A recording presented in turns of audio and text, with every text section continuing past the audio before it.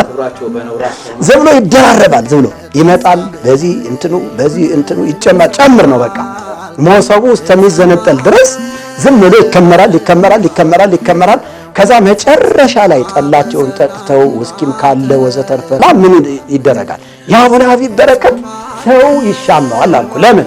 ከእግዚአብሔር ቃል አንጻር ሲታይ ፈጽሞ እግዚአብሔር የማያውቀው የግብዝ አካሄድ በመሆኑ ቤተክርስቲያን ይሄንን በማየት ራሷን እንድትፈትሽ ሐሳብ ጋር በጣም የሚሄድ አይን ይጾም ጆሮ ይጾም ከመስማት አፍም ይጾም እጅም ይጾም ይላል።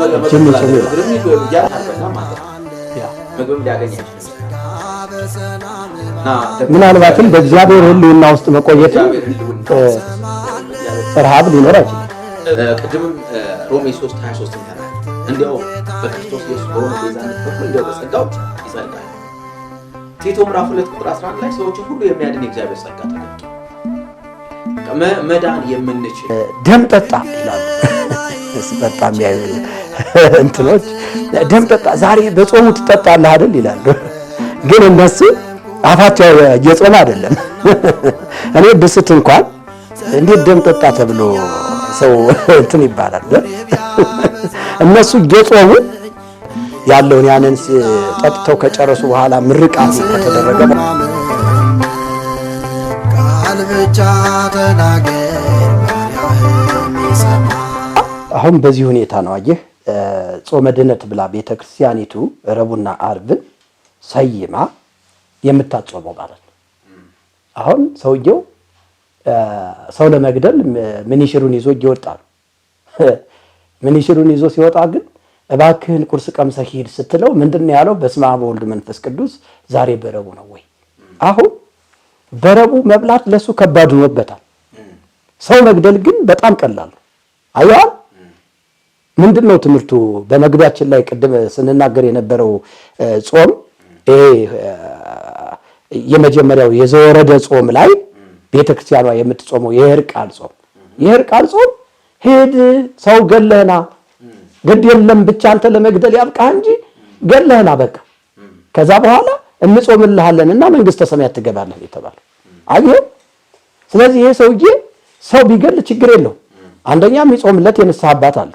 ሁለተኛ ራሱን ጾምና ጸሎት አድርጎ ገነት መንግስተ ሰማያት እንደሚገባ ትምህርት ተሰጥቶታል ማለት ነው። ስለዚህ እንዲህ አይነቱ ትምህርት ይህ መጽሐፍ ቅዱሳዊ የሆነ የአጋንንት ትምህርት ስለሆነ ህዝብ እየተጎዳበት ህዝብ እየሞተበት ነው ያለ ብዬ እላለሁ። ስለዚህ ከእንደዚህ አይነቱ የመጽሐፍ ቅዱሳዊ ከሆነ ጾም ሰዎች ሊታቀቡና ሊመለሱ ይገባቸዋል። በቃ እንግዲህ ኢሳይያስ የነበረበት ዘመን እንደዚህ አይነት ማህበረሰብ ነው።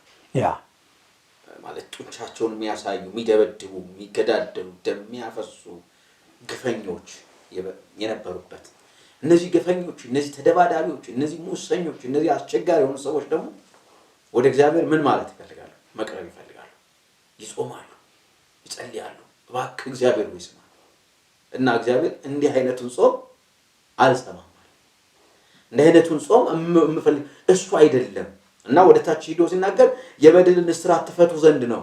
ትክክል ማለት ይሄ ኃጢአትን ነው ጾሙ ምለው ይላቸዋል። በቃ በአጠቃላይ በአጭር ቋንቋ ኃጢአትን ጾሙ፣ በደለኝነትን ጾሙ፣ አመፀኝነትን ጾሙ፣ ደም መፋሰስን ጾሙ፣ መገዳደልን ጾሙ ብሎ ቅድም ያሬድ ካነሳው ሐሳብ ጋር በጣም የሚሄድ አይን ይጾም፣ ጆሮ ይጾም፣ ክፉ ከመስማት አፍም ይጾም፣ እጅም ይጾም ይላል። እግርም ያለ መቀጠል አለበት። ህይወት ነው። አሁን ይሄ ትምህርት እኮ ጤናማ ትምህርት ነበር። ይሄን ጤናማውን ትምህርት ገዳይ በሆነው ትምህርት ቀላቀሉት። አሁን ያሬድ ዜማ ተቀላቅሏል። ያሬድ አሁን ይሄ እዚህ ጋር ጤናማ ሆኖ የምታገኘው ሌላ ቦታ ላይ ደግሞ ተበርዞ ታገኘዋለህ። ለምሳሌ አሁን ጾመ ነቢያት በሚባለው ጾም ላይ ሙሴ ጾመ ተብሎ ይታሰባል። እንግዲህ ሙሴ ቀጥታ ጾመን ባይልም መጽሐፍ ቅዱስ ሙሴ በእግዚአብሔር ፊት 40 ቀንና 40 ሌሊት ቆየ ይላል። በእግዚአብሔር ሕልውና ቆየ ነው። አልበላም አልጠጣም ይላል መጽሐፍ ቅዱስ። አልበላም አልጠጣም ነው የሚለው። እንግዲህ ጾመ ብለን እንኳን እንቀበል ብንል ሙሴ ለዓላማ ነው የጾመው ማለት ነው አይደለም። ጾመ የሚል ባይኖርም አልበላም አልጠጣም ስለሚል ወደ ጾም እናጠጋጋው ብንል እኔ ጾመ ብዬ አላምንም። በነገራችን ላይ ግን እንደው ጾመ ብለን ካልን ደግሞ ሙሴ ለምንድን ነው የጾመው? ሙሴ በእግዚአብሔር ፊት 40 መዓልትና 40 ሌሊት የቆየው ለምንድን ነው ሲባል ያንን ሁለቱን የድንጋይ ጽላት ያንን ሰነድ ከእግዚአብሔር ለመቀበል ነው አይደለም እንዴ? ህዝቡ የሚመራበትን ቃል ኪዳን ለመቀበል ነው አይደል? በእግዚአብሔር ፊት የቆየው። ግን ቤተክርስቲያናችን አሁንም የቅዱስ ያሬድን ዜማ አንሻፋ አበለሻሽታ በዚህ በሙሴ ጾም ላይ የምታዜመው ዜማ አለ። ጾም ትፌውስ ቁስለ ነፍስ ወታጸምም ኩሎ ፍቶታተ ዘሥጋ ትምህሮሙ ለወራዙት ጽሙና እስመ ሙሴኒ ጾመ በደብረ ሲና። አየው፣ ጾም ትፌውስ ቁስለ ነፍስ፣ ጾም የነፍስን ቁስል ትፈውሳለች ታድናለች ነው። ፈወሰ አዳነ። አየው፣ ጾም የነፍስን ቁስል ትፈውሳለች ታድናለች። ወታጸምም ኩሎ ፍቶታተ ዘሥጋ የሥጋን ፍላጎትን ሁሉ ታጠፋለች ይላል። ትምህሮሙ ለወራዙት ጽሙና። ተመልከት፣ እነዚህ ወራዙት የሚባሉትን እንኳን በአጠቃላይ ትምራቸዋለች ታድናቸዋለች። እስመ ሙሴኒ ጾመ በደብረ ሲና፣ ሙሴም በደብረ ሲና ጾምን ጾሟልና ይላል። አሁን ይሄ የሙሴ ጾም ተብሎ ነው የነቢያት ጾም የሚጾመው። እንግዲህ ሙሴ ጾመ ካልን ሙሴ የጾመው ከጾመም ነው የምለው። ሙሴ ከጾመም የጾመው ለአንድ ዓላማ ነው። ይህንን ገናና የሆነውን እግዚአብሔርን ድምፁን ለመስማት እንደገናም ደግሞ እነዛን እስራኤላውያን የሚመረቱን 10ቱ ትእዛዛት የተጻፈባቸውን ሁለቱን የድንጋይ ጽላቶች ለመቀበል 10ቱ ቃላት ለተጽፋ በአጻቢሁ ለእግዚአብሔር ቀዲሙ ዜናውን ነበይወጣ 10ቱ ትእዛዛት የተጻፉበትን እነዛን ሕጎች ለመቀበል ነው ሙሴ በእግዚአብሔር ፊት 40 መዓልትና 40 ሌሊት የቆየ። እኔ ቆየ ነው የምለው፣ ጾም አይደለም፣ ይቅርታ ይደረግልኝ። ቆየ፣ በእግዚአብሔር ሕልውና ውስጥ አሳለፈ፣ ከእግዚአብሔር ዓለም ጋር ተገናኘ ብዬ ነው የማምነው እንጂ ጾመ ብዬም አላምንም። ሲቀደም ምንድነው ጾመ ለማለት የሚሞክሩ ሰዎች አሁን ጾም የሚለውን ቅድም ከትርጉሙ መጀመሪያ ስንነሳ ተከለከለ፣ ታቀበ አይደለ ማለት። አሁን አንድ ሰው ለመጾም ሲፈልግ በቃ ከዚህ ይታቀባለሁ፣ ከዚህ ነገር እከለከላለሁ፣ በእግዚአብሔር ፊት ቆያለሁ ብሎ በእቅድ በዓላማ ነው የሚጾመው። ጾም እንደዛ ነው። ሙሴ ግን እግዚአብሔር ጠራው ነው የሚለው፣ ወደ ተራራው ጠራው። ምን ያህል ቀን እንደሚቆይ እኮ አያውቅም እኮ ሙሴ። ምን ያህል ቀን እንደሚቆይ አያውቅም። እግዚአብሔር ጠራው፣ ወደ ሲና ተራራ ወጣ። በዛ ተራራ ላይ የሆነውን እንግዲህ እናውቃለን። መጽሐፍ ቅዱሳችንን ዘጸአት ምዕራፍ 25 ጀምረን ስናየው የሆነውን ነገር እናያለን። ከእግዚአብሔር ጋር ቆየ እና ለመጾም አይደለም የወጣው። እግዚአብሔር ና አናግርሃለሁ፣ ወደ ተራራው ውጣ አለ። ወደ ተራራው ወጣ። ይሄ ነውና ግን ምንድነው 40 ቀንና 40 ሌሊት አልበላም አልጠጣም። ምግብም ሊያገኝ አይችልም ሲና ተራራ ላይ ሲጀምር እና ምናልባትም በእግዚአብሔር ሕልውና ውስጥ መቆየት ረሃብ ሊኖር አይችልም። ዞሮ አሁን ሙሴ ጸለይ አልጸለይ አይደለም ጉዳያችን። እሱ አይደለም። ጾመ አልጾመ አይደለም ጉዳያችን። አይ እነሱ ጾሞታል ስለሚሉ ከዛ ጋር ያገናኙታል። ስለዚህ እሱ ነገር ነው መባል የኃጢአትን ቁስል ለመፈወስ ነው ወይ ሙሴ ጾመው? አሁን ከጾመም ሙሴ ጾመው ጾም ትፌውስ ቁስለ ነፍስ፣ የነፍስን ቁስል ሙሴ የነፍሱን ቁስል ለመፈወስ ነው ወይ የጾመው? የነሱ ትምህርት እንደዛ ነው የሚለው። ጾም ትፌውስ ቁስለ ነፍስ እኮ ነው የሚለው። ሙሴ ምን አይነት የነፍሱን ቁስል ለመፈወስ እንዴት ነው የጾመው ነው ጥያቄ እኮ ጥያቄ ነው።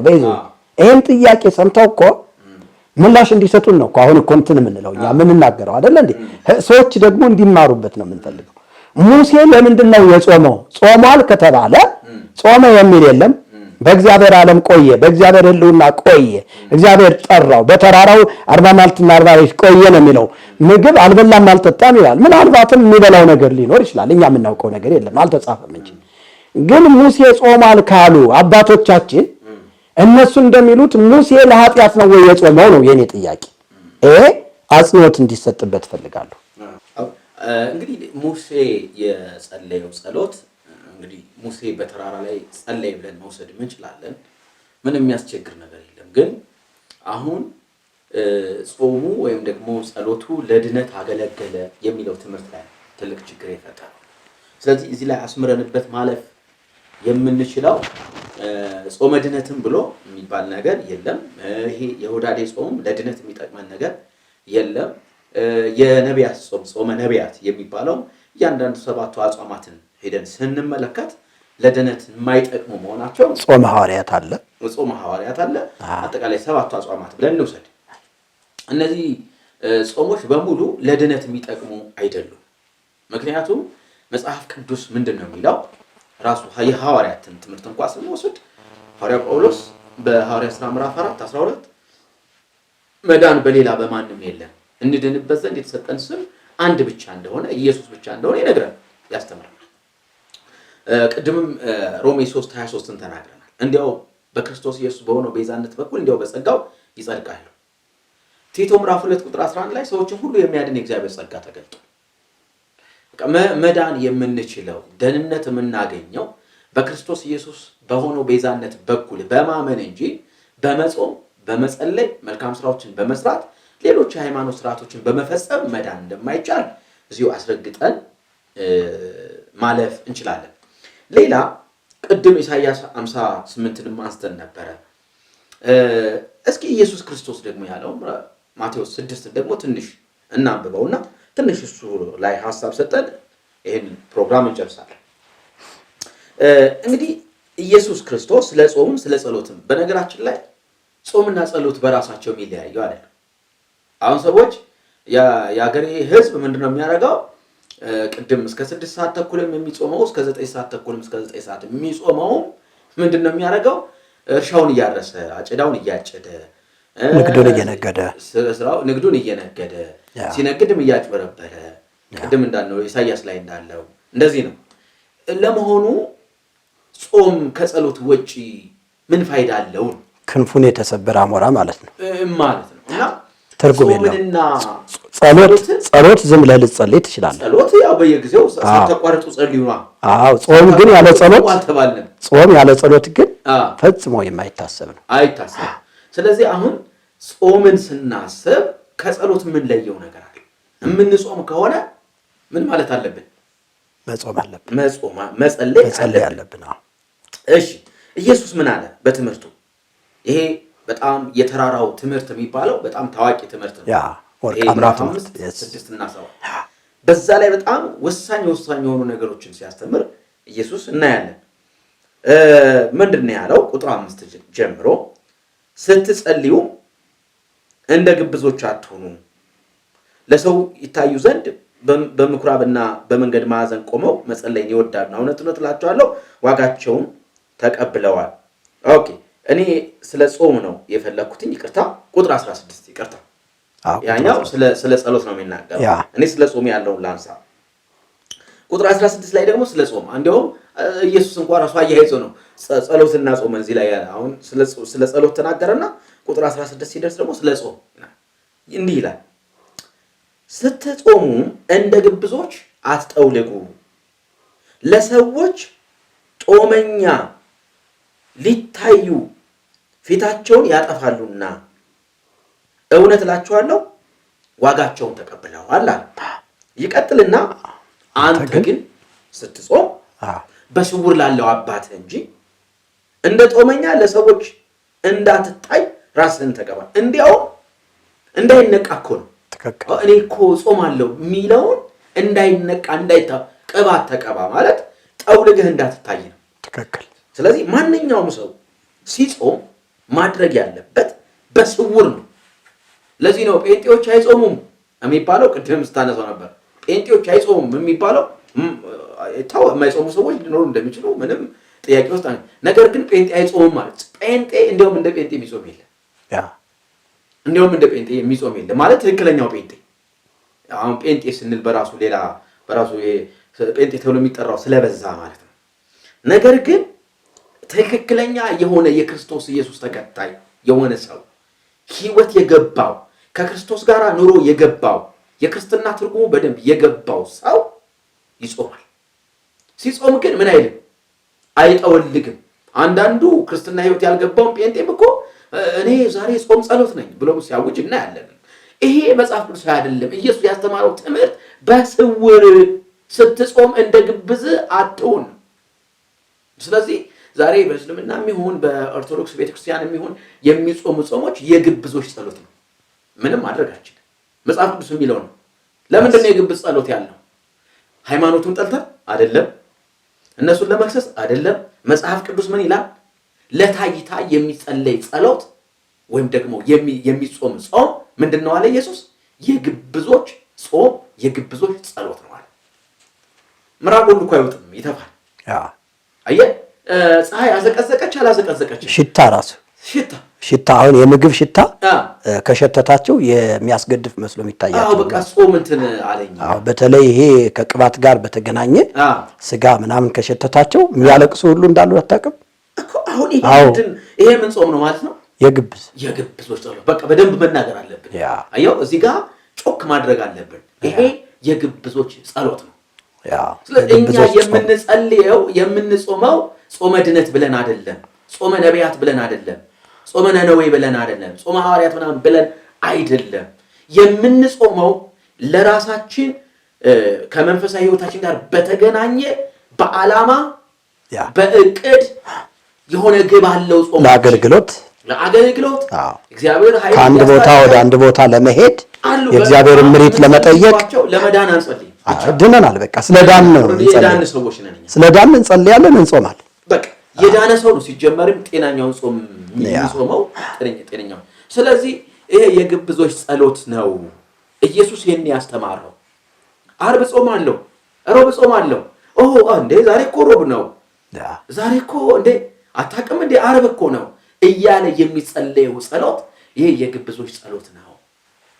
የግብዞች ጸሎት መጽሐፍ ቅዱስ ያስተማረን ይሄን፣ ኢየሱስ ያስተማረን ይሄን ነው ማለት አሁን በደንብ አስረግጠን አስምረንበት ማለት የምንችል በቀን እየተቀጠረልን እየተገደድን አንተ ዛሬ እኮ ጾም ነው እንዴት ትበላለህ እየተባል የምንበላው ነገር ይሄ የግብዝነት ምልክት እንጂ የመንፈሳዊነት ምልክት አይደለም የሚለውን ትንሽ መጨመር ፈልጌ ነው። እንደው እዚህ ላይም አንተ የምትጨምረው ነገር ካለ መቀጠል ትችላለህ እና ሐሳባችን እየደመደመን እንመጣለን ማለት ነው።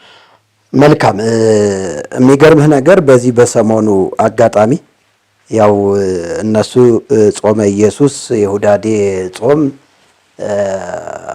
እንዲሁም ደግሞ የአብይ ጾም ብለው በሚጾሙት ጾም ላይ እኔ ቲክቶክ እየገባሁ ነው። በሰሞኑ እግዚአብሔር እድል ሰጠኝ። ሁሌ ቲክቶክ አገለግላለሁ እና ሳገለግል አንዳንድ ጊዜ ወተት ነው የምጠጣው፣ አንዳንዴ ጁስ ነው የምጠጣው። እዚህ ያው እያገለገልኩኝ ጁሷንም ወተቷንም እጠጣለሁና ደም ጠጣ ይላሉ። ስጠጣ የሚያዩ እንትኖች ደም ጠጣ ዛሬ በጾሙ ትጠጣለህ አይደል ይላሉ። ግን እነሱ አፋቸው እየጾመ አይደለም። እኔ ብስት እንኳን እንዴት ደም ጠጣ ተብሎ ሰው እንትን ይባላል። እነሱ እየጾሙ እየተሳደቡ ነው፣ እየተራገሙ ነው። የት እናግኝህ፣ ንግደልህ፣ አካባቢህን ንገረን የሚሉ አሉና ጾማቸው የግብዝ እንደሆነ የምታይበት አንዱ ነው ለማለት ፈልጌ ነውና እንግዲህ በአጠቃላይ ሰባቱ አጽዋማቶችን በምንመለከት ጊዜ ከመጽሐፍ ቅዱስ ውስጥ ፈጽሞ እውነት አይደላቸው ጾሞች እንደሆኑ ሰው ሰራሽ አጋንንት ሰራሽም አጋንንት የፈፈረካቸው ማለት እንችላለን። መቼስ አጋንንት ራሱን ገሃዳዊ አድርጎ አይገለጥም፣ ራሱን አካል አድርጎ አይገለጥም። መንፈስ ነው። ያው ቤተክርስቲያን ራሱን እንደ አካል እንደሚገለጥ የምታስተምርበት ትምህርት ቢኖርም እኛ እንደ እግዚአብሔር ቃል እውነት አጋንንት መንፈስ ነው ብለን ነው ምናምነው። መንፈስ ነው፣ አይታይም፣ አይዳሰስም፣ አይጨበጥም እና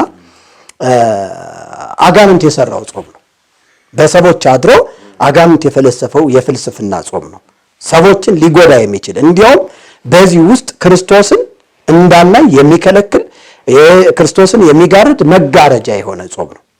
እንደ እግዚአብሔር ቃል ስንመዝነው ጾሙ ጾመ ኢየሱስ፣ ጾመ ድህነት፣ ጾመ ገሃድ፣ ጾመ ፍልሰታ፣ ጾመ ነቢያት፣ ጾመ ሐዋርያት፣ የሁዳዴ ጾም የሚባለው ፈጽሞ ከመጽሐፍ ቅዱስ የእግዚአብሔር ቃል ውስጥ የማናገኘው አሕዛብ የሚጾሙት ለገንዛ ጥቅማቸው የፈለሰፉት የፍልስፍና ጾም እንጂ ከእግዚአብሔር ቃል አንጻር ሲታይ ፈጽሞ የማይጠቅም እንደሆነ ማወቅ አለባቸው። የማይጠቅም ብቻ ሳይሆን ቅድም ያልካት ነገር ክርስቶስን የሚጋርዱ ናቸው እኮ። ክርስቶስን የሚጋርድ ጥቅም የለውም ነው በቃ። አሁን ጥቅም የለውም እኮ። ጉዳቱ በጣም ብዙ ነው። በጣም ጉዳቱ ነው። ምክንያቱም ክርስቶስ ከጋረደብህ የመዳኛ መንገዱን ከጋረደብህ ይሄ በጣም ጥቅም የለውም እኮ። አንድ ነገር ይሄ ነገር አይጠቅምም ጣለው ይባላል። ይሄ እኮ የሚገልህ እኮ ነው። አይጠቅምም የሚባል ገዳይ ነው። በማር የተለወሰ መርዝ የሚባለው ነው። ከክርስቶስ ለይተዋል። እና የምንለው ኢየሱስ ያለውን ነው። ለታይታ የምትጾሙ ሰዎች እንድትታዩ ስትጾሙ እንድትታዩ የምትጠወልጉ ሰዎች ኢየሱስ የሚላችሁ እንደዚህ ነው፣ ግብዞች ናችሁ። በቃ ይሄን እኛን እንደ ያልነው መጽሐፍ ነው የሚለው። ምን አለ? ግብዞች ናችሁ፣ እንደ ግብዞች አትጠውልጉ። የሚጠወልጉ ጾመኛ ሆነው የሚታዩ ፊታቸውን እኔ እኮ ጾመኛ ነኝ ብለው በፊታቸው የሚገልጡ ይሄ ኦርቶዶክስንም እስልምናንም ፕሮቴስታንት ውስጥ ያሉትንም አስመሳዮችን ይመለከታል። በትክክል ይመለከታል። እኛ ህይወት ነው የምናወራው፣ ሃይማኖት አይደለም። ስለዚህ እዚህ ጋር እዛው ጋር ነው የምንነቃው። ይሄ ግብዝነትን ነው የሚጠላው መጽሐፍ። ስለዚህ ይሄ የግብዞች ጸሎት ነውና ከግብዞች የጸሎትና የጾም መንፈስ እግዚአብሔር ያውጣችሁ ማለት እንፈልጋለን። አሜን። ጥያቄያችን ኦርቶዶክስ ቤተክርስቲያን እንደ ቤተክርስቲያን ያው እንደ ዶግማም እያደረገችው ስለሄደች ይሄንን ነገር ጥያቄ አለን። ጥያቄያችን ምንድነው? ጾም እና ጸሎት ለደህንነት ስለማይጠቅም ይህንን ትምህርት ከቤተክርስቲያን ይውጣ።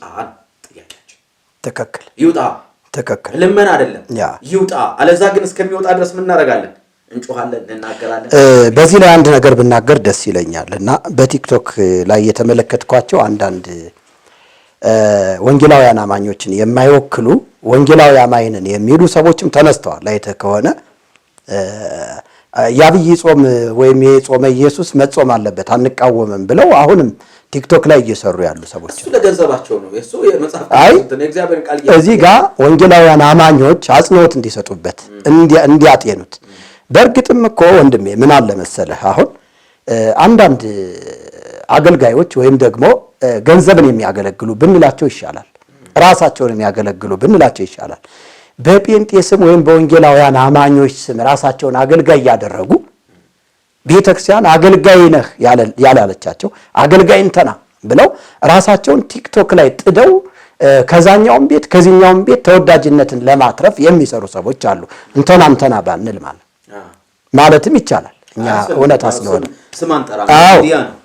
እንደዛ ስለሆነ እነዚህ ሰዎች አንደኛ ነገር አለ። በዚህኛውም ቤተ እምነት ውስጥ ተቀላቅለው ሰርገው የገቡ ሰዎች እንዲህ አይነት አገልጋዮች አሉ። ጾም ጸሎት ገብቼ ተራራ ወጥቼ እግዚአብሔር እንደዚህ ብሎኝ የሚሉ ልክ መድረክ ላይ ሲወጡ ራሳቸውን ነው የሚሰብኩት። ራሳቸውን ጿሚነታቸውን ነው የሚናገሩት። ራሳቸው እግዚአብሔር እንደተናገራቸው አድርገው ነው የሚናገሩት። እና እግዚአብሔር ሊናገራቸው እኮ ይችላል።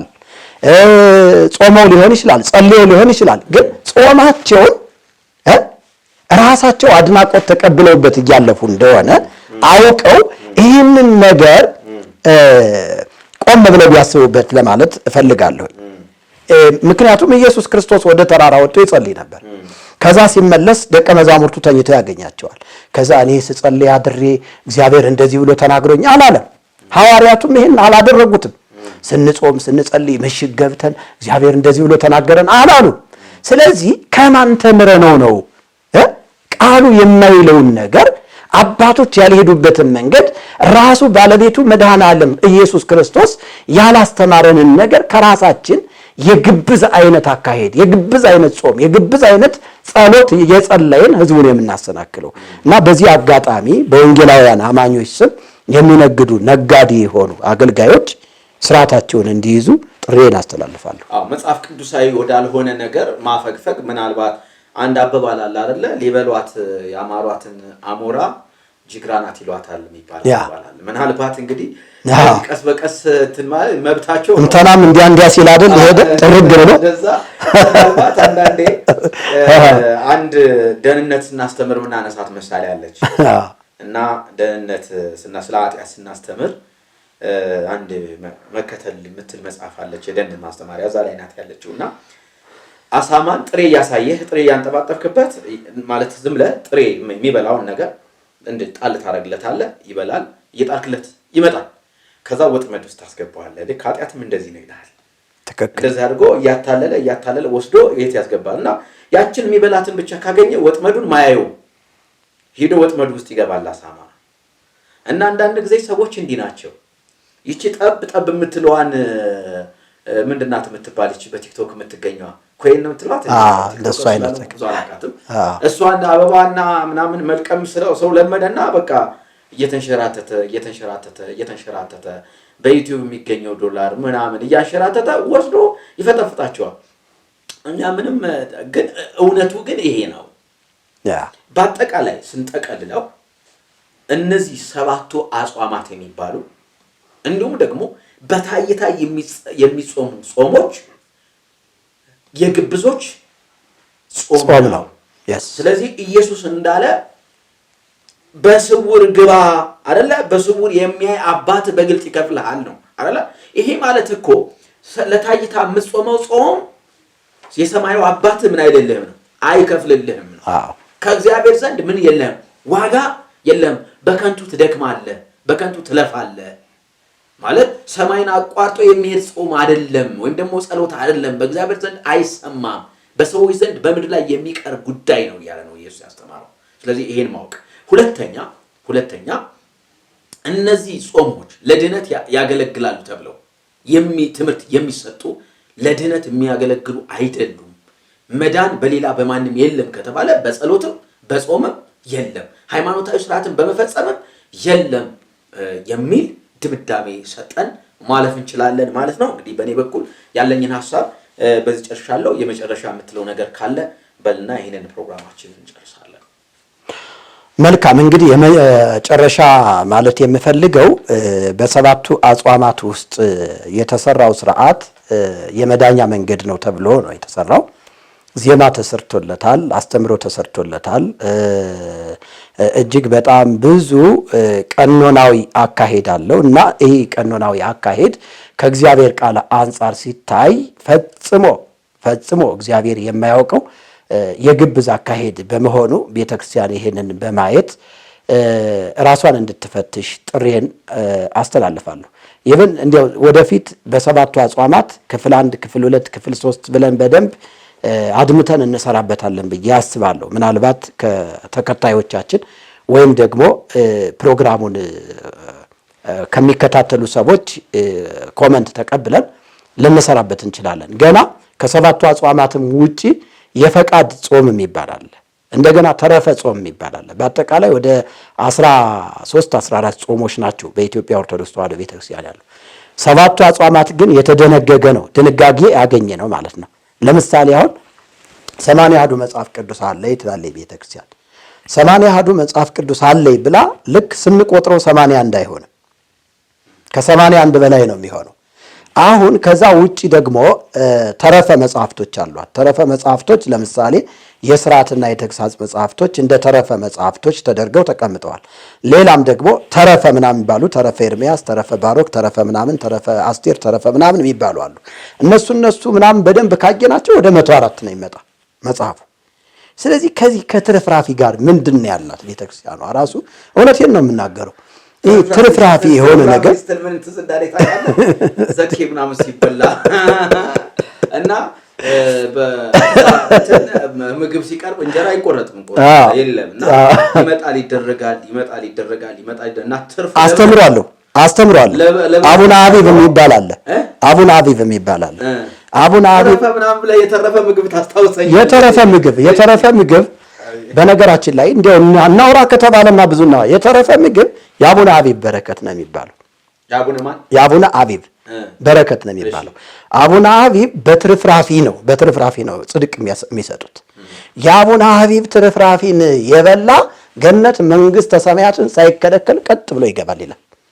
አሁን ካህናቱ ምግብ ይቀርብላቸዋል። ካህን በቃኝ ያውቅ ለከርሶሙ ያመልኩ ያለው እንትና ይሄ ነው መሰለኝ።